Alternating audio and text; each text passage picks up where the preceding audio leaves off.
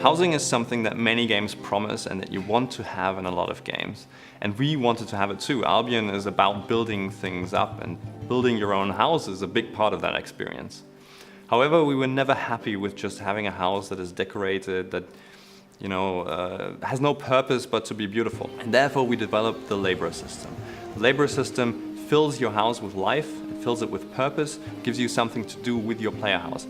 Laborers can perform a variety of tasks for you, and this is to allow you to suit them to your playstyle.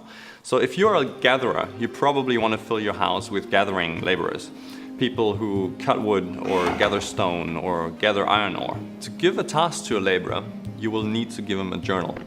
A journal is an item you can acquire in an empty state from the laborer himself. So a woodcutter, for example, will be selling you woodcutting journals. And when you then go out and collect wood yourself, every time you do it, a note will be put into the journal. When you've got a nice full journal full of notes, then you take it back to your laborer and say, here's my notes for the day, go do something useful with this, and they'll follow your notes and go and cut down trees themselves and bring you back some more wood.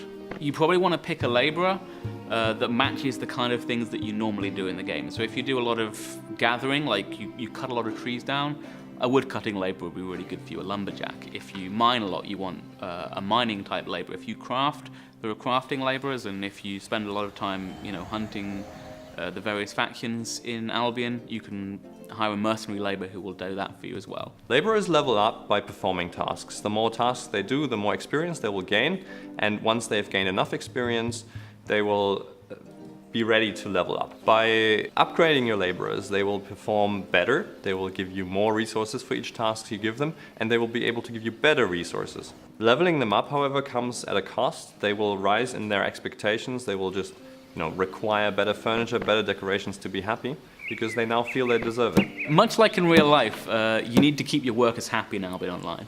If you've got some laborers, then they're going to have certain requirements. They're going to want a decent bed and a decent table. But there are a lot of ways to go beyond this.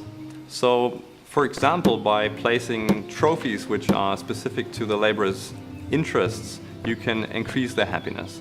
A mercenary, for example, will be very interested in martial trophies. So if you have swords on the walls or armors displayed, he will become happy.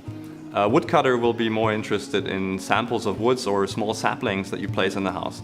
And therefore your house will start to reflect the types of laborers that you have in them. If your laborers are unhappy, then as they lose happiness, which happens over time, they will start to return less from their jobs. They're not working as hard, they're not as motivated, they're not as effective.